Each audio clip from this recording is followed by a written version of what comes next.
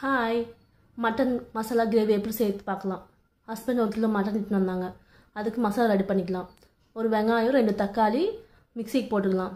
லாஸ்ட்டில் கொஞ்சம் கொத்தமல்லி போட்டு அதிலே ஆட்டிக்கலாம். இப்போ மசாலா போட்டு மட்டன் கலக்கி வச்சுக்கலாம். மட்டன் போட்டு ஃபஸ்ட்டு காரம், உப்பு, மஞ்சத்தூள், இஞ்சி பேஸ்ட், கொஞ்சமாக கருவேப்பிலை போட்டு கலக்கி ஒரு 1/2 hour பக்கம் வச்சுக்கலாம். இப்போ குக்கரில் எண்ணெய் ஊற்றிட்டு ஹோல் கரம் மசாலா போட்டுக்கலாம். அப்புறம் மட்டன் போட்டு கலக்கி வச்சுக்கிற மட்டன் போட்டுட்டு ஒரு 5 minutes சிம்மில் வச்சிடலாம். அப்புறம் மிக்சிக்கு போட்டுக்கிற மசாலா ஊற்றிடலாம்.